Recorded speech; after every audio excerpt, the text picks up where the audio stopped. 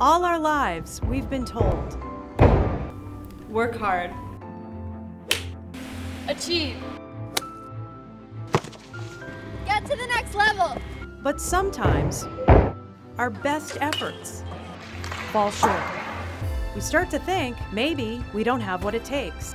Or maybe we do. Jesus took on the sins of the whole world. He conquered even death itself. He invites us to follow him. He wants us to trust him. And through him, through his body and blood, we are united in Jesus. And to each other. Everything we're searching for. Hail Mary, full of grace. Our hopes and our dreams. Points to a Father who loves us unconditionally, who called us by name. If you knew that receiving the Eucharist would change your life and change the world, What will you do? what would you do? What would you do? Join us for the Year of the Eucharist.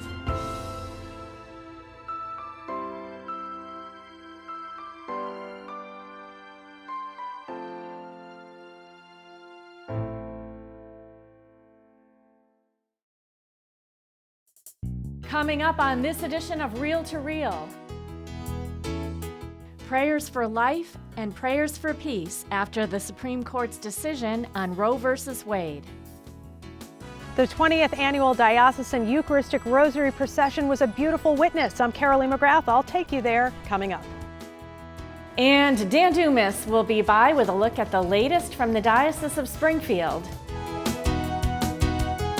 These stories are just ahead on Real to Real. Hello and welcome to Real as we approach the final days of June. Well, the much anticipated Supreme Court decision regarding abortion in our country was released this past week. Carolee McGrath spoke to pro-lifers here in Western Massachusetts to get their reaction, and she joins us now with this report. Holy Mary, Mother of God, pray for us sinners, now and at the hour of our death. The pro-life community gathered in prayer at Our Lady of the Blessed Sacrament Parish in Westfield on Thursday in anticipation of the U.S. Supreme Court's ruling which overturned Roe v. Wade. A draft leaked in early May indicated the Supreme Court would overturn the 1973 decision which legalized abortion across the country. It all hinged on a current case, Dobbs versus Jackson Women's Health, which dealt with a Mississippi law banning abortion after 15 weeks. The Supreme Court decision released Friday returns the issue of abortion to the states, which means the Massachusetts law, the Roe Act, which allows abortion through the 9th month of pregnancy, will remain. I naturally affirm the Supreme Court's decision to uphold the state's right to defend human life. Here in the Commonwealth of Massachusetts, we have much work to do to recognize the sanctity of all human life at all its stages. And we continue to work to advocate and to pray that our brothers and sisters will recognize the right to life of the most vulnerable among us. Maybelline Burgos, who is open about an abortion she had in her early 20s, is now a pro-life advocate, trying to help women understand the true pain abortion causes. To help mothers, not to go through what I went through, because they don't tell you the things that you go through, such as anxiety, depression, suicidal thoughts, breakage of marriage, broken family, right? That guilt that doesn't go away ever, right? Those involved in pro-life ministry want to get the word out that there is help for women facing a crisis pregnancy. From Bethlehem House in East Hampton to New Direction in Pittsfield to Clearway Clinic in Springfield, Springfield Pregnancy Care, and Alternatives in Greenfield. All organizations walk with women and their families, providing practical support and assistance, such as diapers, clothes, formula, and referrals. I firmly believe that the way for us to address the issues going forward for mothers who are making that decision has to be the services and the support that we provide to keep a child. We want to be touching their hearts to the point of saying it doesn't have to be a choice of desperation. It could be a choice for life. Since the leaked draft opinion, several pregnancy care centers across the country and churches have been attacked and vandalized, including a center set on fire in Wisconsin. In addition, scores of protesters have been picketing outside the homes of the Supreme Court justices, and a man was arrested outside of Justice Brett Kavanaugh's home in early June. The suspect was charged with attempted murder. Because Massachusetts has such a permissive abortion law, even pro-choice advocates are predicting that Massachusetts will become a destination state, not for our beautiful beaches, rich history, or universities, but for abortion. So now more than ever, the bishop is asking all Catholics to pray for peace and pray for a change of hearts and minds on the issue of abortion, which is truly about human rights. I mean, the ultrasound is what changed the game. Science is on our side, and that was the change. Science, it's not a religious thing. The science confirms that human life begins at conception. Period. Bishop Byrne is asking that each parish hold a special Mass or adoration for life in the days to come, to pray that all babies will be welcomed, their parents will be supported, and that hearts will be changed. Reporting for Reel to Reel in Westfield, I'm Carolee McGrath. And we'll have more on this important issue at iobserve.org. In their ongoing mission to deepen their Catholic faith at work and at home, local members of the International Legatus Organization recently welcomed Monsignor Peter Vicari, president of the Catholic Near East Welfare Association, to their monthly Mass and meeting. Rebecca Drake sat down with Monsignor Vicari to talk about his recent trip to aid Ukrainian refugees and has this report. A priest of the Diocese of Brooklyn, New York, Monsignor Peter Vicari has served as a seminary rector, church history professor, and retreat leader. Since 2020, he has taken on the role of president of the Catholic Near East Welfare Association. Catholic Near East Welfare Association was founded in 1926 by Pope Pius XI. Since 1926 until the present day, our own mission has grown, but the mission is a mission that is very clear. It's a gospel mandate, and a gospel mandate through this ecclesial papal agency, which is directed to the Eastern Catholic churches. The organization, called CNEWA for short, currently works in 15 countries, and Monsignor Vicari most recently visited Ukrainian refugees in Poland, Slovakia, and the Ukraine, with a delegation led by New York Cardinal Timothy Dolan, president of CNEWA's Board of Trustees. It was a trip to bring us into as much contact as we could to show our support, first and foremost, for the Ukrainian people, to let our donors and benefactors know this was where their support was going, and to show the way in which, again, we work in communion, even with the other aid agencies, so that we're not working in isolation. In addition to addressing refugees' physical needs of food, clothing, shelter, and medical treatment, the CNEWA delegation brought something less tangible, but equally as important. We brought the love, the generosity of the donors. And the Cardinal made it very clear at each stop, you are not alone. Whether it was a railway station, or it was a parish, or on the campus, the university, Catholic University campus in Lviv, to all of these places, it was to let them know an expression of solidarity. Monsignor Vicari emphasizes that the work of CNEWA and other Catholic aid agencies is a true collaboration of donors, benefactors, workers, and volunteers.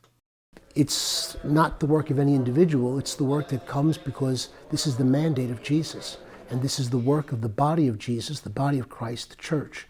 So it is an extraordinary, grace-filled, and at times, yes, very dramatic and very challenging living out of that gospel story. And it is this desire to bring the gospel to life that drives the members of the Western Massachusetts chapter of Legatus, the organization that sponsored Monsignor Vicari's visit to the Springfield Diocese. The title Legatus stands for Ambassador for Christ, and what our role is as business leaders in the community to learn, study, and spread the faith. Legatus members and their spouses gather once a month for recitation of the Rosary, Mass, and a dinner at a local restaurant with a guest speaker presentation. We learn as much from the speakers as we do amongst each other, hearing about how they practice their faith and what they do with their families. It's a wonderful opportunity and wonderful people. Egan says that their Catholic faith is a source of support for business owners because success is about more than the bottom line. Many people, employees, come to us with problems that aren't always business related, they're personal, they're medical, and this gives us a sort of a sounding board and a network to help out our employees navigate through difficult times in their lives. Through their monthly gatherings, the Legatus members are inspired to live their faith by also supporting agencies like Kanewa. And here is how Monsignor Vicari says all of us can share in Christ's mission. So the three priorities: 1, prayer; 2, please do everything to keep informed; and 3, to whatever means you can, give. Bringing Christ to the world, 1 prayer, 1 gift, 1 smile at a time. For Real to Real, I'm Rebecca Drake. Local Catholics can support the work of Catholic Near East Welfare Association by donating to the annual Mission Sunday collection in October or online at cnewa.org. Local business people interested in Legatus can contact Larry Egan at 413-237-4517 or Legatus Chaplain Monsignor Christopher Conley at 413-781-3656. And still to come on Reel to Reel, Dan Dumas has the latest news from the Diocese of Springfield. And Northampton's annual Eucharistic procession once again took to the streets of that city. All this and more still ahead on Reel to Reel. Like Catholic TV on Facebook. Once you're there, you can join in on discussions, make friends with other Catholic TV fans, watch behind-the-scenes videos from the studio, just finished this and stay up to date with the Catholic world. All this at facebook.com/CatholicTV.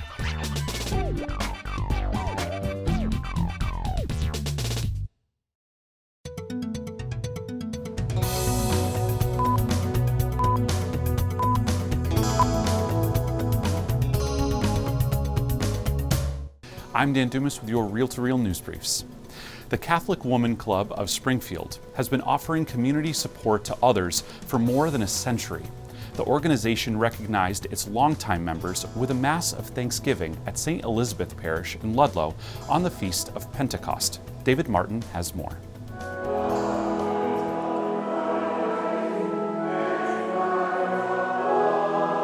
The Catholic Woman Club of Springfield worshiped together at St. Elizabeth Parish in Ludlow. The 109-year-old club honored its senior members during a first-time ceremony. They felt very, very humbled by it because they've been such loyal members for so long. Yes, and by the ones who are here, haven't seen many of them for quite a while. Again, health issues, but they made the effort. They got people in their families to bring them today, so it means quite a bit to them. The mission of the Catholic Woman Club is to offer service in religious, charitable, and educational work under guidance of the Springfield Diocese Bishop. After Mass, luncheon and awards presentation took place at the Ludlow Country Club. Members for longer than 25 years received a rose and certificate, including Nancy Lefebvre. You have a sense of satisfaction that your Catholic faith is being acknowledged and the work that you do is being acknowledged as a group, as the Catholic Women's Club, and that's what I enjoy about it. President Catherine Seward invited new members to join the Catholic Woman Club of Springfield. She clarified that Springfield refers to the diocese rather than the city, so they have participants everywhere, Munson to East Hampton. In Ludlow, I'm David Martin. In other news, the entire student body at St. Thomas the Apostle School participated in its walkathon fundraiser. At stake, a year of free tuition, thanks to the Sisters of St. Joseph. Kathy Harrington reports. It looks like a gym class. Even the gym teacher is on hand, offering encouragement. But this day at St. Thomas the Apostle School in West Springfield is much more than that. We are having our fundraiser called Walkathon. Everyone in the school is participating, and even the adults. It's a tight schedule to get all the grades in. Students have 30 minutes on the course to complete as many laps as possible. Can I do yours? Oh, let me add these several rides. And 30 minutes goes fast with DJ Rolnick playing tunes the kids love. Here we are. This is our second walkathon, and these kids could run all day, believe me. Running and hopping through the laps, the younger students follow a slightly smaller course with volunteers checking off their progress. The way it goes, you know, they got sponsors, and they either can give one donation, or they can give money, a donation according to how many laps these children walk or run. Oh my God! 7th grader Julia Bonfito cheers on the younger students while helping as a volunteer, but she remembers walking the course last year. I just talked with my friend, and we just took it easy because it was really hot out, but I think we raised a lot of money last year, and I think we're doing good this year too. Sister Patty says this fundraiser alone will bring in $18,000 for the school. We're walking for some good extra things that we can do for our students throughout the year. And next year will be extra special for 4th grader Louise Coley, who won free tuition for her 5th grade year. I'm Kathy Harrington.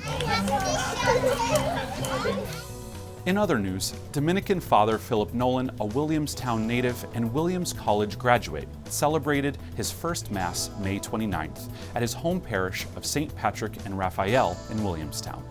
Father Nolan was one of 9 Dominican priests ordained on May 21st at the Basilica of the National Shrine of the Immaculate Conception in Washington, D.C. Father Nolan, the son of Jim and Kathy Nolan, grew up in Williamstown and earned a degree in philosophy at Williams College. As a junior in college, he spent a year studying in Oxford, England, where he first met Dominican friars. At Father Nolan's first Mass, in keeping with Dominican tradition, the homily was preached by Dominican Father Luke Hoyt, one of Father Nolan's mentors, who called the new priest to always see the flock entrusted to his care as God's people, not his. After a summer assignment at a parish in Cincinnati, Father Nolan will return to Washington, D.C. to complete a license in sacred theology academic program. 2 Catholic high schools in the Diocese of Springfield held graduation ceremonies recently. Nick Morganelli attended the commencement exercises at St. Mary High School in Westfield and tells us more about the class of 2022.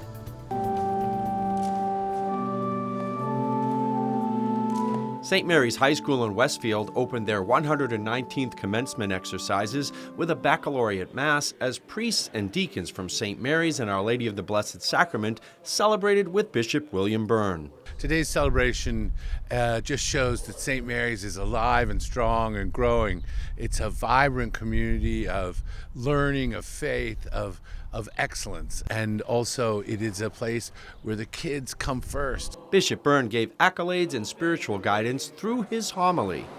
He's always with you, and if you nurture that relationship, it will always just grow. And I just want them to know that Jesus is going to be with them every step of the way, even when they hit road bumps. So, and they will. It's called freshman year in college. The senior class's salutatorian, Trevor Corriveau, will pursue health sciences at UMass Amherst and has high pursuits. My dream is to become a doctor. St. Mary's principal Matthew Collins was impressed with him from day one. On his first shadow day here, he read at Mass. And he didn't even know the kids here, and he's up at Mass doing the first reading, so it was wonderful. It just says a lot about who he is as a person. Valedictorian Hunter Edwards had the honor of addressing the senior class. Next year, I'm going to be attending UMass Amherst in the Honors College for Eisenberg School of Management, and I'm not exactly sure what I want to do with that degree, but I'm just looking into exploring all my options right now. Make me an instrument of peace. A culture of faith, family, and academics foster the success of each student. We're committed to the students' faith. We meet them where they are when they come in, and hopefully when they leave, they're that much closer to God. Principal Collins got to hand his own son Brady his diploma, which made his anniversary of graduating as a saint even more special. I consider every student that goes here my own, you know, and it's very important to me for them to feel that. That's how I felt when I came here. You know, I graduated from here in 1992, and so this is my 30th reunion this year, and I'm handing diplomas out to this class, so it's really amazing. I did date myself, yes I did. I'm getting old, so that's great. Older and wiser. Yeah, I hope so. 23 students received diplomas in this year's class, and because St. Mary's High School features a university model, they had a first, a part-time student in their senior class. The graduation caps are a symbol of graduation, and since I'm not receiving my diploma from St. Mary's, I have to wear a different cap. I'm homeschooled, so my parents from Morganelli Homeschool Academy give me my diploma. Supplementing her homeschooling with St. Mary's was a blessing. Since everyone's been so welcoming and kind, honestly couldn't do it without Principal Collins' guidance, and everyone was just so welcoming, and I honestly wish I had come here earlier. It was just a really great experience. Student endorsed, part and full-time enrollment at St. Mary's is now open for the fall semester. Celebrating the St. Mary's Saints for Real to Real, I'm Nick Morganelli. Pope Francis Preparatory School in Springfield also held graduation exercises this month. Sharon Roulier has that story. Springfield Bishop William Byrne conferred diplomas to the graduating class June 2nd during a 4 p.m. ceremony held outdoors on the school's football field. Family, friends, faculty, and staff surrounded the graduates to celebrate the knowledge they acquired. The event concluded 6 years of Pope Francis prep and nearly 140 years of secondary Catholic education in the Diocese of Springfield. In her speech to fellow classmates, class valedictorian Teresa Marie Canty recalled how, as freshmen, the class started school 4 years ago with a clean slate. They proceeded to make friends and memories that she will never forget, she said, saying she was especially appreciative for the dedicated teaching staff at Pope Francis. I'm really grateful for some of the amazing science teachers that I've had here. I'm really interested in science, and I really became interested in science through the classes that Mr. Broder taught, and I also really liked physics and chemistry, and my teacher, Miss Wilshiger, is one of the best teachers that I've had here. She really spends a lot of time to make sure her students understand the content, and you can tell she really cares about her students, and that has helped me a lot in my academics. Canty will attend Northeastern University this fall. Class salutatorian Malcolm Edward Mahoney also addressed his fellow graduates, saying that they were blessed to be able to attend Pope.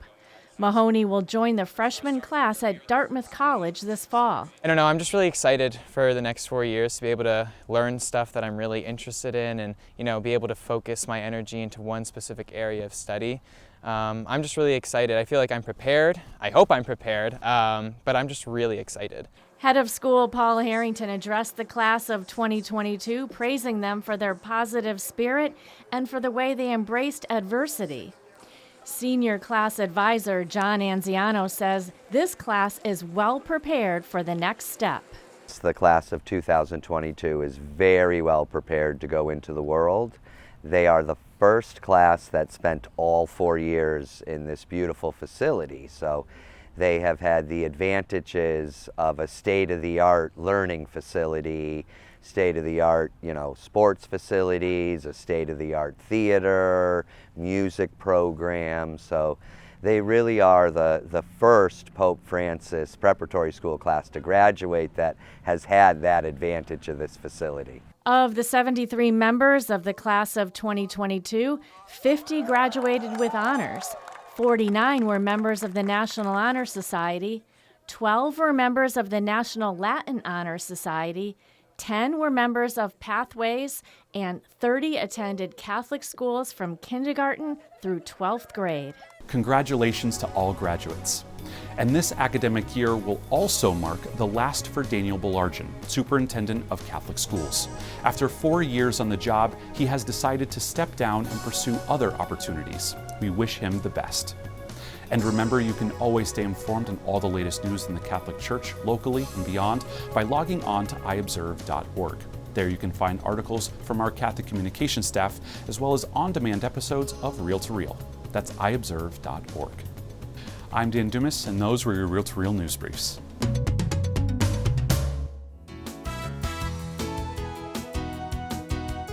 You are watching Real to Real, your window on the world around you. Here again is your Real to Real host, Sharon Rulier. On the Feast of Pentecost, hundreds from across the Diocese of Springfield participated in the 20th annual diocesan-wide Eucharistic procession in Northampton. Father Jonathan Reardon, pastor of Holy Name Parish in Springfield, was the keynote speaker. Carolee McGrath was there and has this report.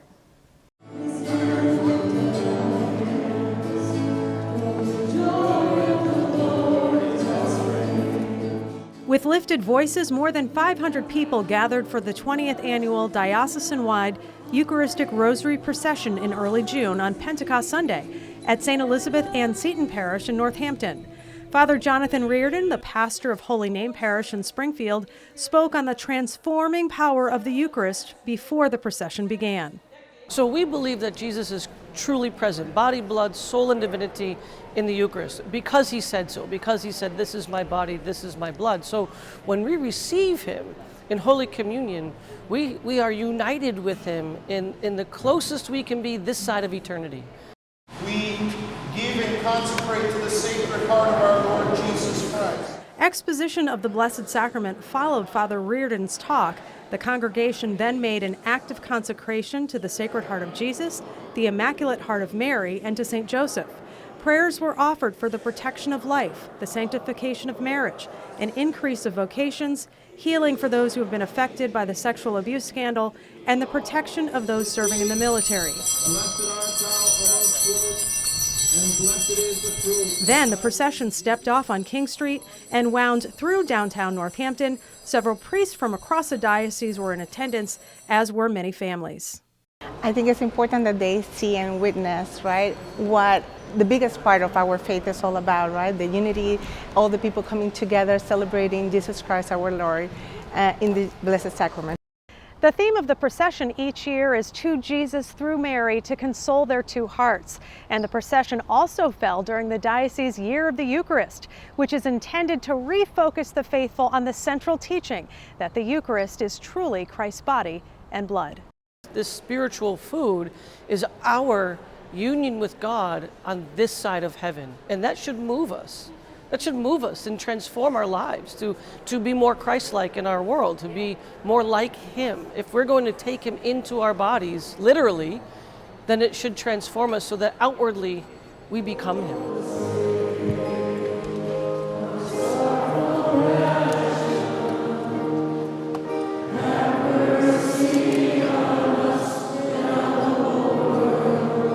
Once back in the church, children laid flowers before a statue of the Blessed Mother, and the entire congregation sang the Divine Mercy Chaplet. The procession was organized by the Children of Mary.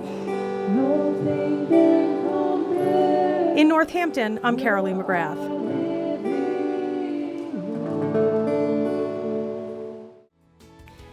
If you'd like to learn more about the Eucharist or events during the Year of the Eucharist, go to yearoftheeucharist.net.